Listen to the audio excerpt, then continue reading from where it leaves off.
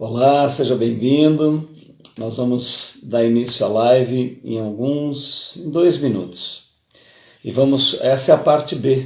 Se você não pegou na semana passada, nós vamos falar sobre erros, como lidar com eles, o que eles significam, erros recorrentes. É uma temática muito interessante. Fala com a minha vida, fala com a tua. Afinal, né? Quem de nós não os cometeu? Erros têm essa estrutura.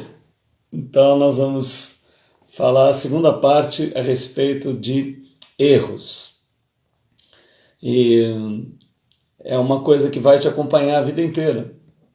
E que aprender a lidar com ele. E mais uma coisa, né? Aprender a lidar com os erros dos outros, que é outro capítulo.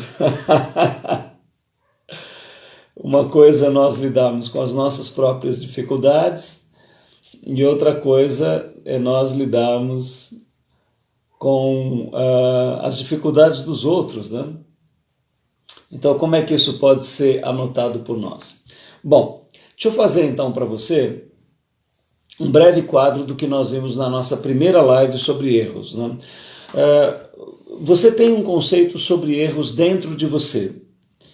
Você lida com os erros de uma determinada maneira. Eles acontecem e você tem uma reação aos erros. E isso está ligado com a tua história, de duas maneiras. Então, a primeira delas é a espiritualidade. Você deve ter algum conceito espiritual dentro de você, uma forma como você se relaciona com Deus, como você se relaciona com a divindade, né?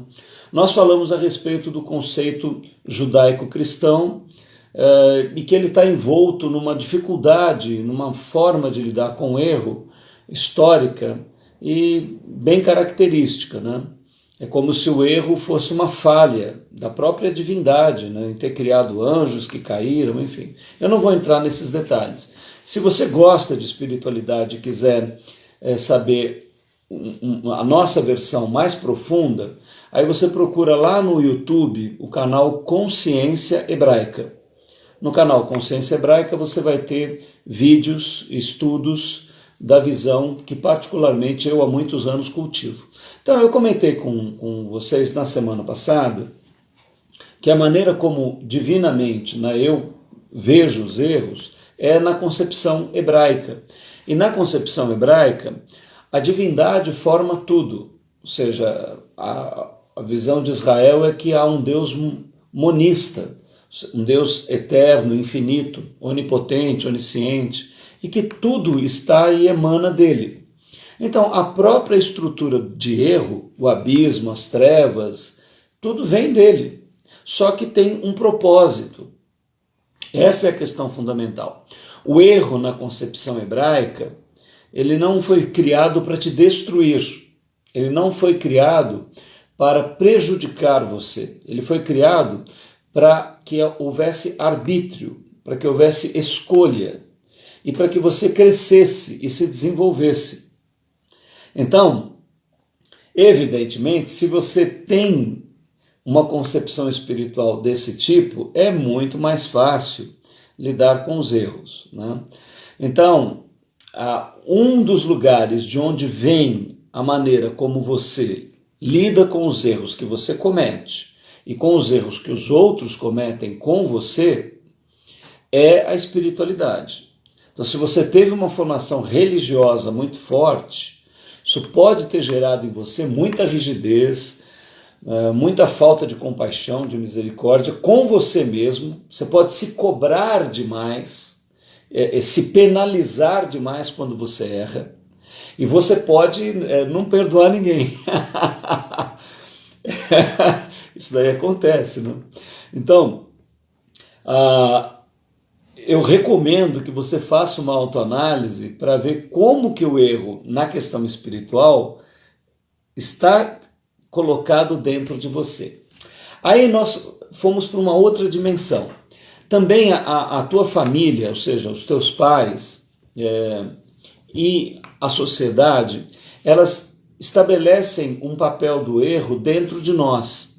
Então, por exemplo, se você teve pais muito rígidos, ou se você teve pais que não estavam nem aí, deixavam você fazer tudo,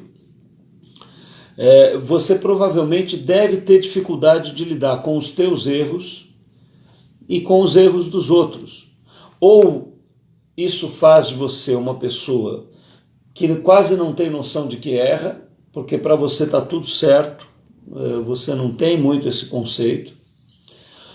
Ou então você pode ser rígido demais, novamente, né, com você e com as outras pessoas. Então você vai ter dificuldade em lidar com os erros. E você imagina, né, com o nosso grau de perfeição, com a nossa dificuldade, você imagina alguém intolerante com os erros, ou então você imagina alguém que não está nem aí se erra. Quer dizer, são dois extremos que vão criar muitas dificuldades para a vida, né? Imagina a nossa sociedade, o nosso governo e todo mundo, o que há de erro em tudo quanto é lugar, né? No próprio universo, se você não consegue entender que o erro cósmico, né, que é a situação de trevas que há na própria natureza, tem um sentido, se você não consegue dar um sentido a isso, então é muito complicado. Outra coisa, né? Então eu acho que assim, você deve mergulhar na tua noção espiritual de erro e você deve mergulhar no teu passado. Como é que os teus pais lidaram com você com o erro? Como é que você vê o erro? Isso te fez uma pessoa rígida demais? Cobradora demais? Ou uma pessoa que não está nem aí?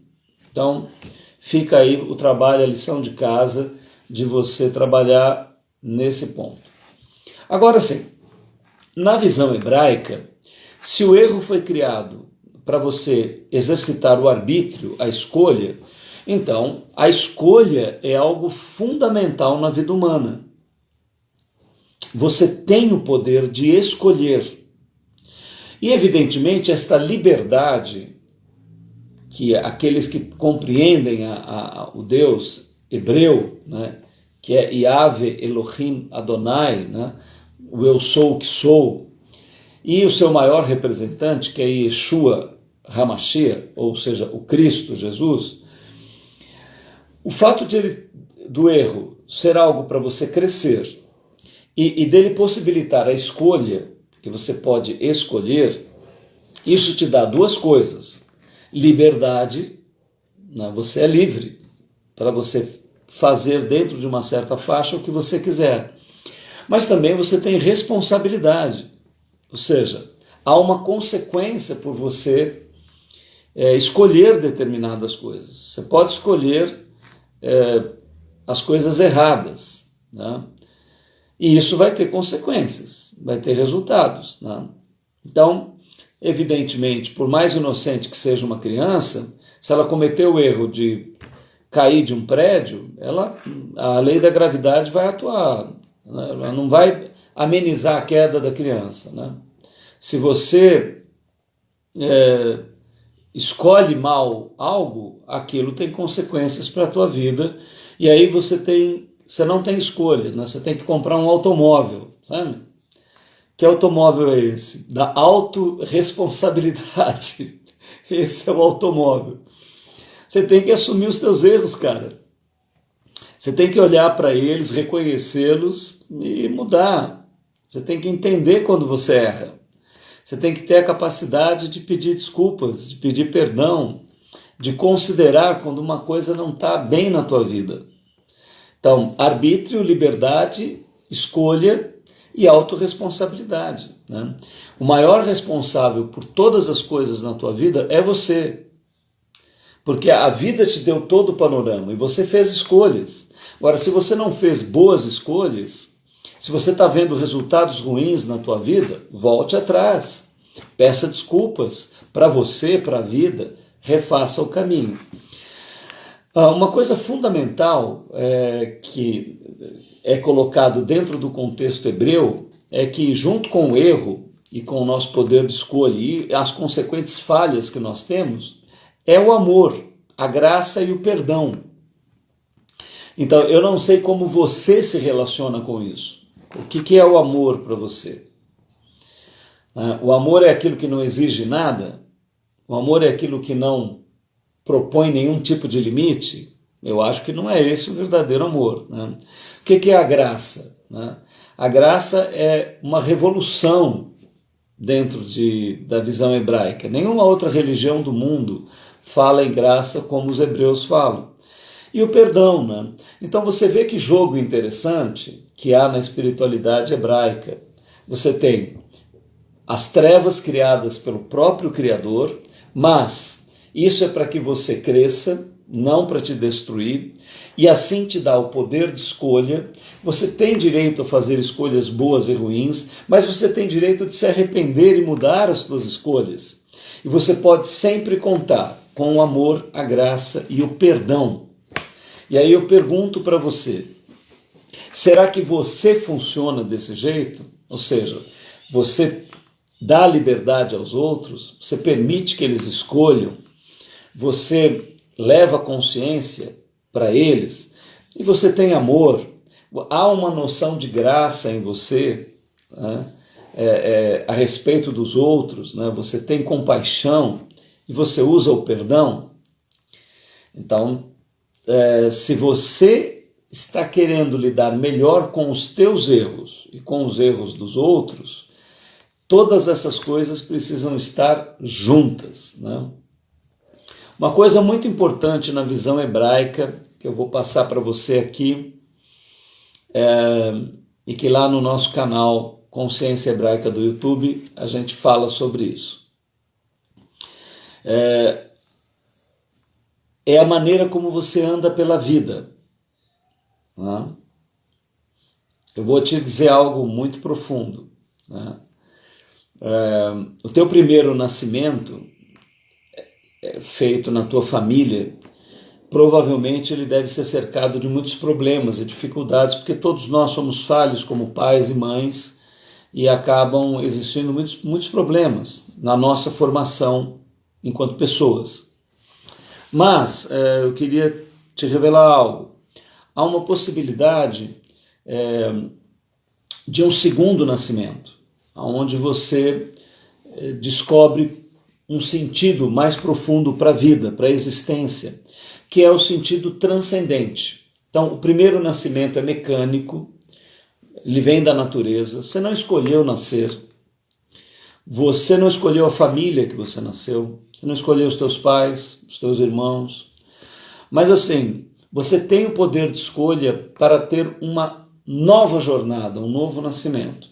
E esse novo nascimento é o sentido transcendente da tua vida. E nele você pode compreender o teu verdadeiro pai. Não aquele que colocou 500 milhões de espermatozoides dentro da tua mãe.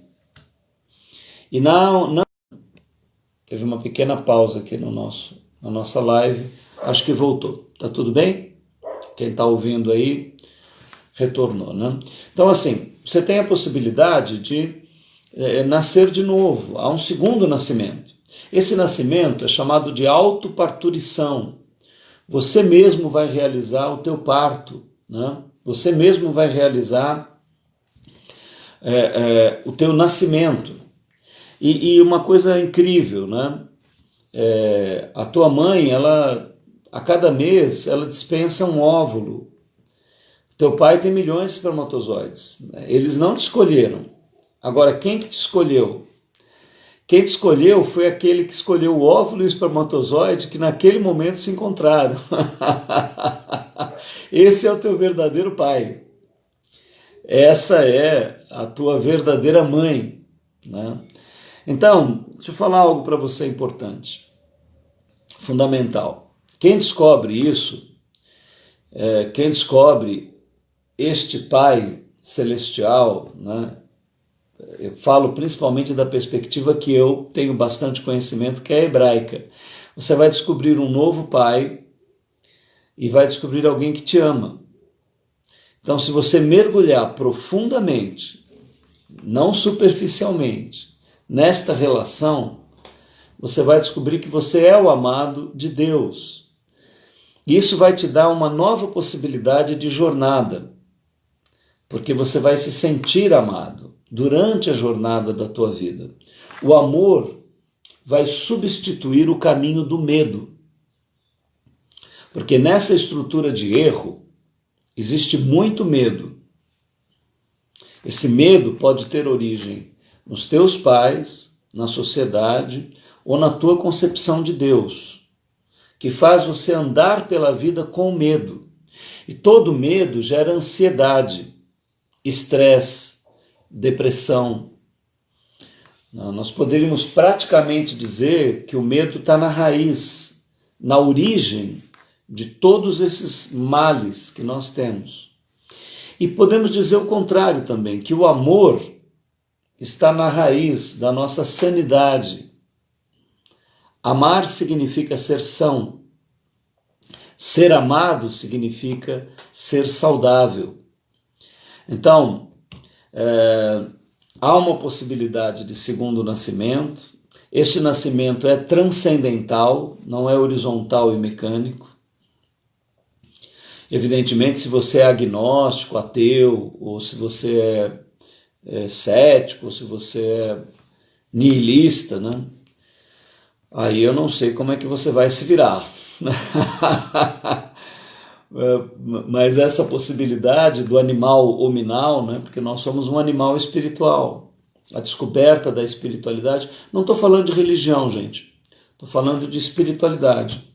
É uma grande possibilidade de você caminhar novo pela vida.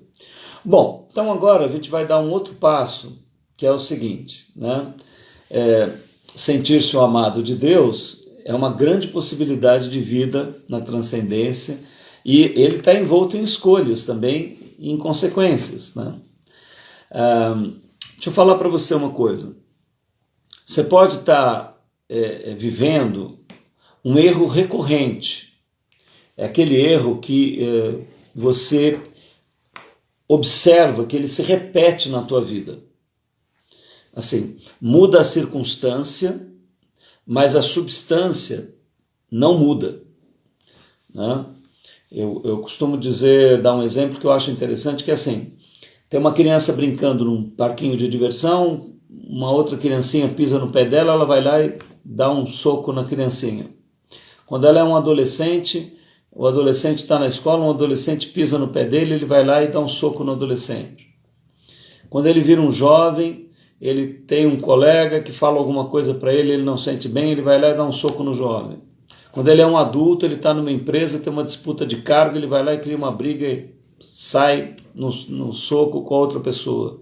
E quando ele é um cara de 99 anos, ele está sentado na praça, alguém passa sem querer e pisa no pé dele, e ele vai pegar a bengala e vai para cima do cara, mesmo com 99 anos, querendo brigar.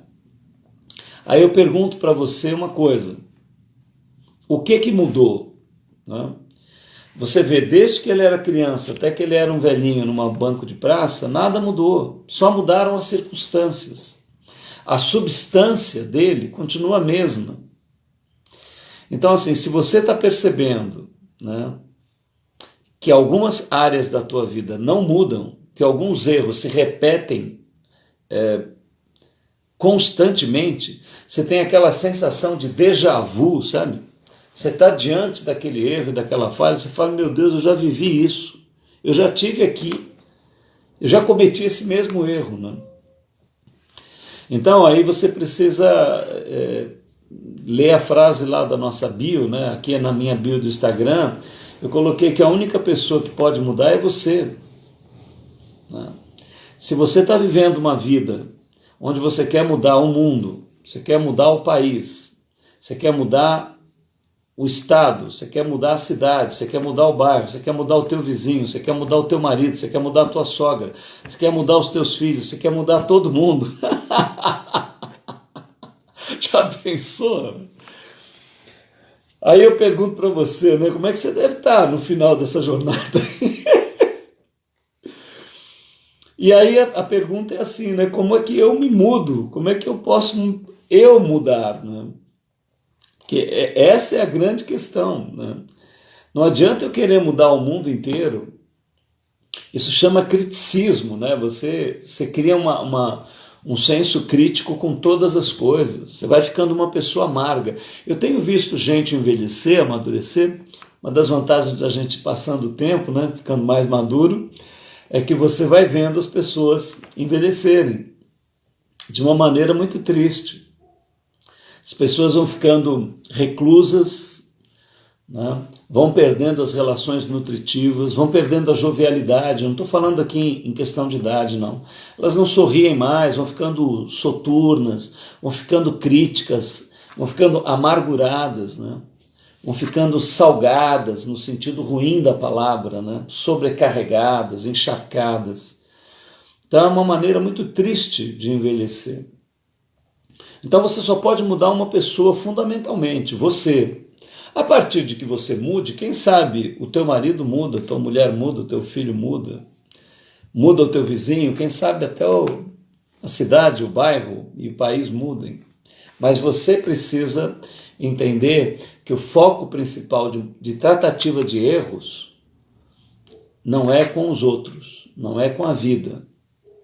Você tem que mudar você mesmo. Essa é a grande missão. Bom, continuando. Qual que é a grande dificuldade em que eu me mude, né? A grande dificuldade é eu fazer a minha própria lista. Se você vive qualquer situação de erro na tua vida, a tua tendência maior e natural é listar o erro dos outros. Ah, a pessoa fez isso, fez aquilo, fracassou, errou, coisa e tal. Dificilmente, não é uma coisa simples, alguém fazer a sua própria lista. Então, se você pegar cada erro da tua vida e você procurar ver, não aonde o outro errou com você, mas aonde você errou para que o outro fizesse o que ele fez.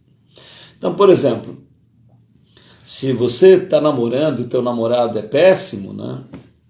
Não adianta você ficar fazendo a lista dele. A pergunta é, por que você escolheu o cara? É ou não é? Teu sócio é ruim? Pô, meu, a listagem de erro do cara, a pergunta é, por que você escolheu o sócio?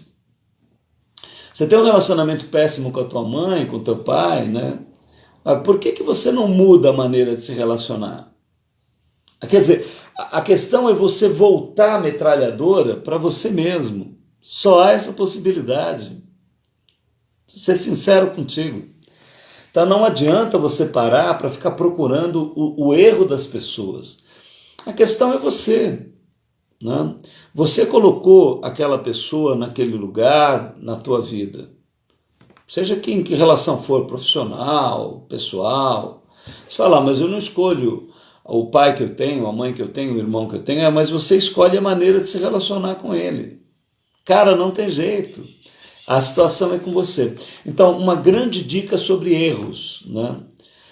Faça sempre a tua lista. Não faça a lista de ninguém. Você está num lugar que você não gosta, num trabalho que você não gosta, com um namorado que você não gosta, com um casamento que você não gosta. Procura fazer a tua lista. Deixa eu te falar uma coisa, vou te contar aqui algo sobre o erro e sobre essa questão de lista, muito interessante. Eu não sei se você caiu já alguma vez, não é uma coisa incomum, nem quero que você se sinta constrangido, tá? Mas assim, não sei se você já caiu ou conhece alguém que caiu, é mais fácil falar de alguém que caiu, né? No Conto do Vigário. Tá? O Conto do Vigário é uma estrutura de erro maravilhosa, maravilhosa, não tem melhor. Você quer entender erros? Você pega esses grandes artistas, que são bandidos, né? Gente do crime. Mas assim, a gente tem que tirar o chapéu para essa gente, que é quem prepara o Conto do Vigário. O que é o Conto do Vigário? Acho que todo mundo sabe, mas eu vou dar um resumo. Você está na rua, você está em algum lugar, e de repente alguém te aborda e começa uma situação, e essa pessoa sem armas, essa pessoa sem violência, essa pessoa sem nenhum tipo de constrangimento maior, ela consegue fazer você pegar teu dinheiro ir no banco, sacar um dinheiro e dar na mão dela. Isso é o conto do vigário. Você fala, pô, mas é isso mesmo? É isso mesmo. O cara apenas criando uma situação, sem usar arma, sem usar nada, e olha que dinheiro é uma coisa complicada, né? Que a gente segura, né? Mas ele consegue, através de uma situação, de um teatro, convencer você a pegar algo de valor teu e entregar nas mãos dele sem nenhum tipo de violência. Isso chama-se conto do vigário. Existem muitos contos do vigário, né? Tem aquele do bilhete premiado, tem aquele da herança, tem aquele da joia, de ouro e etc. Não sei se você já ouviu algum desses casos. Mas, enfim, por que o conto do vigário é tão interessante? Porque o que o conto do vigário trabalha, né, o que eles têm a habilidade de despertar, é um lado meio sombrio teu. Eles criam uma situação aonde, aparentemente, você vai levar uma grande vantagem. Você vai trocar um bilhete premiado por um pouquinho de dinheiro, você vai pegar uma peça de ouro e vai entregar um cheque, vai entregar alguma coisa, você vai fazer uma troca, onde você vai levar uma grande vantagem. E eles colocam de maneira que parece que você está ajudando aquela pessoa. Mas no final, você sabe que está levando vantagem sobre ela. Entendeu? Então, assim, o que é cômico no conto do vigário, né? Tragicômico, porque às vezes a pessoa saca dinheiros altos do banco, tudo, e dá na mão desse pessoal. É que o problema não está nos vigaristas que preparam a questão. A questão do conto do vigário é que eles fazem você, através de um interesse ruim dentro de você, de um desejo ruim que você tem, mas eles criam uma situação para você disfarçar esse teu interesse negativo, eles levam você a entregar uma quantia, a entregar um valor grande. Então, na verdade, assim, quem está sendo vigarista no conto do vigário é você. Eles conseguem montar a trama de tal maneira que, no fundo, você estava querendo enganar alguém. Então, deixa eu te falar uma coisa a respeito dos principais erros da tua vida. Não sei se você tem uma listinha, né? Mas vou te dar uma dica. Nos teus erros estão a solução dos teus maiores problemas. Porque aonde você errou, os teus maiores erros, ali está a revelação de uma estrutura dentro de você que está disfuncional. Então, assim, a estrutura de erro é uma estrutura impressionante, que mostra um caminho dentro de você. Só que quando você aponta para os outros, quando você faz a lista dos outros, você perde essa segunda grande oportunidade que o erro te dá, de você aprender com estruturas dentro de você e você mudar. E se você não fizer esse caminho, você nunca vai mudar. Deixa eu contar uma coisa interessante para vocês. É meio acadêmica, mas eu acho que ela é uma história muito bonita. Na minha visão, ela é muito bonita. Espero que você goste. Não sei se você já ouviu falar no Jean Piaget, no método Piaget de ensino e coisa e tal. Ele foi um gênio da área do descobrimento da inteligência humana. Uma das principais teorias sobre a cognição, sobre como nós somos inteligentes, é ligada ao Piaget. Ele desenvolveu, foi um teórico que trabalhou isso. Inclusive tem um método de ensino, tudo, tem escolas piagetianas, tudo que saiu do Piaget. Mas quando ele era ainda jovem e estava começando, ele foi assistente de dois caras geniais, né? Dois franceses, chamados Simon e Binet. Esse Simon e o Binet, eles foram responsáveis pelo teste de QI. Você já ouviu falar no teste de QI, consciente de inteligência? Então, nossa, aquele QI, o cara tem um QI de 140. Esse teste de inteligência foi desenvolvido pelo Simon e pelo Binet há muitos anos atrás. Quando o Piaget, que já é falecido, Era um jovem. E o Piaget era um cara que ficava ajudando eles a corrigir os questionários, porque para desenvolver esse questionário de inteligência, eles fizeram muitos questionários que foram preenchidos por crianças, por jovens, né? E o Piaget era um assistente, um simples assistente, e ele ficava coligindo, né, levantando os dados daqueles relatórios de testes que estavam acontecendo. Olha que legal. Mas tem que ver uma coisa, o Piaget era um gênio, desde muito jovem. Ele tinha que corrigir os acertos, listar o número de acertos. Mas você sabe o que chamou a atenção do Piaget? Como gênio que ele era, né? Não foram os acertos. O que chamou mais a atenção dele foram os erros. Não fazia parte do trabalho dele. Mas ele começou a tentar entender por que a criança dava uma resposta errada. Aparentemente, as pessoas não veem sentido no erro. Eu acho que é isso que eu estou querendo transmitir para você. Nós temos uma tendência de não ver lógica no erro. Você descarta o erro. Parece que o erro é uma coisa que não serve para nada. A genialidade do Piaget foi entender o seguinte, de que o erro tem um caminho. Olha, presta bem atenção nisso que eu estou te falando, que isso é ouro puro, tá? Normalmente a gente procura as fórmulas de sucesso, ótimo. Aquilo que dá certo, perfeito. E a gente às vezes não gosta muito de olhar para o erro, para aquilo que deu errado. O Piaget foi em cima disso. E o que ele descobriu? Que você não erra por acaso. Você tem uma intenção quando você erra. Você tem um caminho que você percorre. Se você não estudar o caminho do teu erro, provavelmente ele vai se tornar um erro recorrente. Não sei quais foram as principais burradas da tua vida, aquilo que mais deu errado, aquilo que você mais ficou infeliz, aquilo que mais te deixou triste. Todo mundo tem. Você deve ter uma listinha aí. Se você conseguir mergulhar na estrutura deste erro e entender por que é que você escolheu aquele caminho, você fala, mas eu não escolhi errar, você escolheu. Escolheu. Tem jeito. Os nossos erros, eles também são escolhas que nós fazemos. Se você continuar negando essa estrutura, o teu desenvolvimento pessoal vai ficar travado.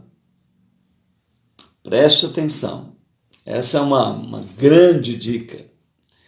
Assim, quando você estiver diante de um erro, do seu erro, do erro de alguém que você ama, né?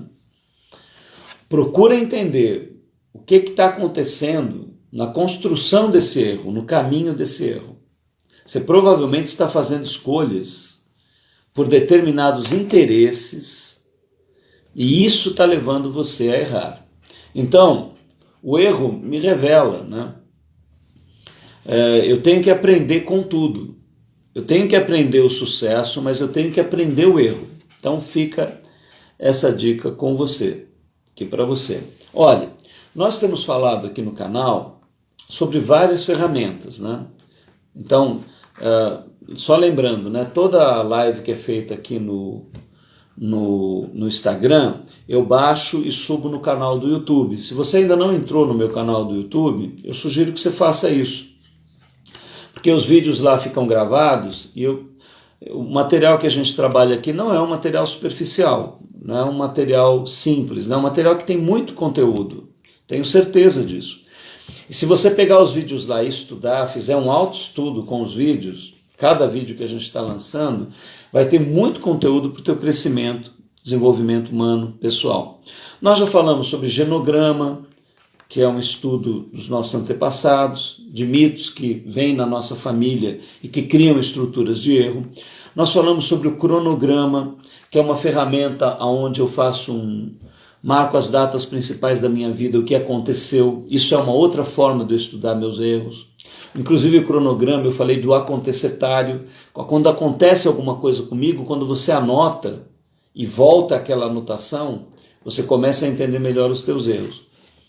Sobre ciclos, tem ciclos na nossa vida em que é facilitado o erro. Você tem que conhecer ciclos em que você está. Falei sobre o mapa da vida e o mapa do momento. São ferramentas simples, mas muito úteis, né? Você precisa conhecer os teus valores. Você tem uma lista de valores principais da tua vida? Já fez essa lista? Recomendo. Você conhece as tuas virtudes, forças e fraquezas? Você tem autoconhecimento sobre isso, né?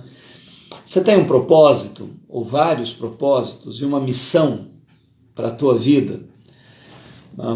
Como é que está a tua agenda de tempo? Como é que você ocupa o teu tempo? Aquilo que é mais valoroso para a tua vida está na tua agenda? Ou será que você negligencia, né? Então, assim, o erro, a morte, o mal, o fracasso, né, tem lições importantíssimas para nós. Nós temos uma tendência de evitar essas coisas, né? Aproxime-se do erro. Converse com ele. Aproxime-se da morte. Converse com ela. Uma das coisas que às vezes eu uso na clínica de psicologia, no meu atendimento, é que a pessoa dê uma volta no cemitério de vez em quando. Eu faço isso. A cada tempos eu faço isso. Gosto muito daquela sessão onde ficam as fotos, o ossário, né? O pessoal acha isso esquisito, mas se você está vivendo uma vida que está perdendo um pouco o controle, vai no cemitério, vai ver o movimento lá, né? Vai no velório de alguém que você não conhece. Medite sobre isso, porque a tua vida, a minha vida, ela vai terminar, né? Será que nós estamos andando com bons valores, perseguindo boas coisas, ocupando o nosso tempo bem? Medite sobre o mal. Se você acha que Deus não criou o mal, né, visite o nosso canal lá, Consciência Hebraica, a gente vai ter muitos estudos sobre isso lá. Ele é o autor de tudo, ele é o autor da vida e da morte. Então isso tem um sentido. O mal tem um significado, tem um papel, né? Você deve conhecê-lo. E o fracasso precisa ser entendido. Eu recentemente assisti uma palestra muito interessante do Jorge Paulo Lemann, acho que é esse o nome, aquele cara que é dono da Ambev, um dos principais investidores brasileiros, é um cara bem sucedido aí no mundo empresarial. E eu achei lindo a maneira como ele dirigiu a palestra. Ele falou: gente, eu sei que eu sou uma pessoa bem sucedida, mas essa palestra que eu vou fazer hoje para vocês, eu vou trazer os meus principais fracassos. Olha que legal. Ele falou: eu vou trazer para você os principais problemas que eu tive na minha vida e como eles me ajudaram, né? Então, assim, o erro tem lição muito interessante para você, né? Assim como a perfeição tem, assim como a vida tem, assim como o bem tem e o sucesso. Não queira viver um lado só da existência. Não queira viver um lado só da realidade. Não fuja das tuas dificuldades, não fuja dos teus erros, não fuja dos teus problemas. Eles têm lições maravilhosas, importantes para você. Bom, pessoal, com esse conteúdo, eu encerro a nossa visão geral a respeito de erros. E eu queria ler a segunda parte do poema, que é Quando a Natureza Quer Formar um Ser Humano. Eu li a primeira parte na outra live. Se você perdeu, eu não vou lê-la novamente. Mas o poema está no livro do Napoleão Hill, chamado A Lei do Triunfo. É um dos principais livros de pessoas bem-sucedidas da história da literatura humana, né? Napoleão Hill, A Lei do Triunfo. A autora desse texto chama Angela Morgan, e o título é Quando a Natureza Quer Formar um Ser Humano. Então ela fala sobre os métodos da natureza, e eu vou ler a segunda parte para você. Quando a natureza quer formar um homem, manda-o lutar mais arduamente.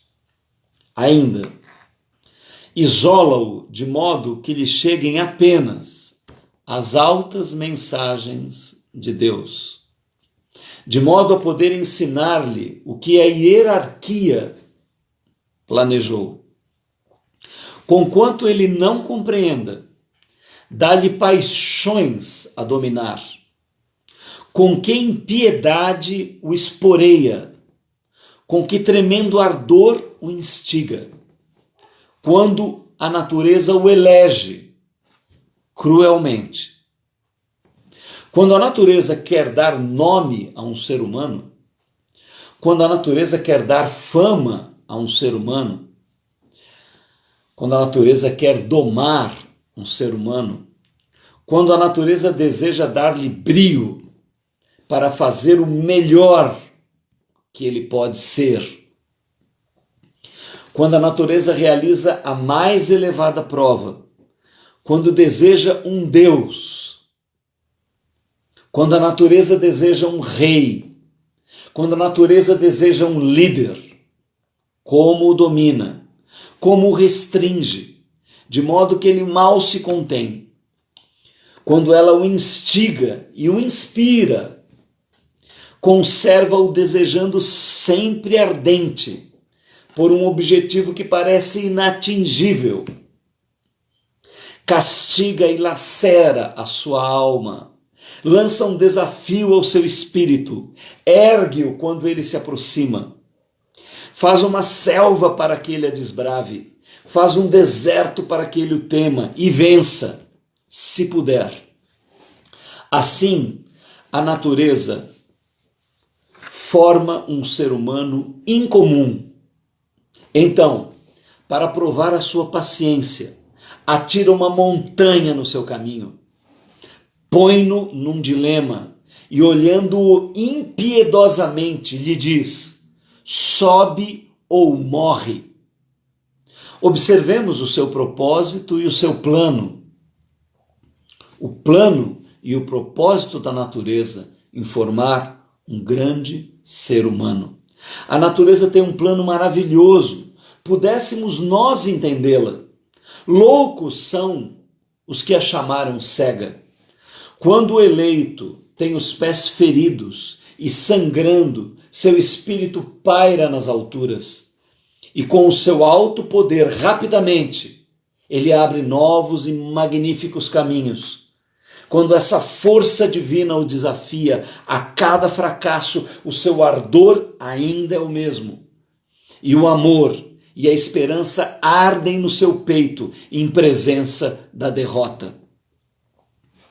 Ó a crise, ó a tragédia, ó o clamor, que apelam por um líder quando um povo precisa ser salvo. É então que esse ser humano, tratado pela natureza, surge como um guia, demonstrando por fim que a natureza estava certa em exigir o melhor dele e que em seu plano ela agora pode apresentar ao mundo, pelo que o fez sofrer, um verdadeiro ser humano. Eu termino aqui a minha live dizendo que o erro, o que a natureza colocou de mais difícil e de desafio na tua vida, não tem o objetivo de te destruir. Tem o objetivo de fazer você uma pessoa melhor. Se você puder considerar o teu erro, se você puder aprender com ele, se você puder resistir a ele, se você puder não se associar ao teu erro, mas ir contra ele, buscando o teu melhor e aprendendo com ele, você vai se tornar uma pessoa completamente nova, uma pessoa completamente renovada, uma pessoa com uma nova esperança e com algo a transmitir para os outros, aprendendo sempre, crescendo sempre, se desenvolvendo sempre. Isso é o que eu desejo assim profundamente para você. Que esta senda de crescimento, que você possa crescer com tudo que acontece na tua vida, que você não despreze nada e que tudo te leve ao teu máximo potencial cósmico como um ser humano. Obrigado pela presença, agradeço a todos que estão aqui tão cedinho e espero que tudo possa ter falado ao teu coração. Grande beijo a todos.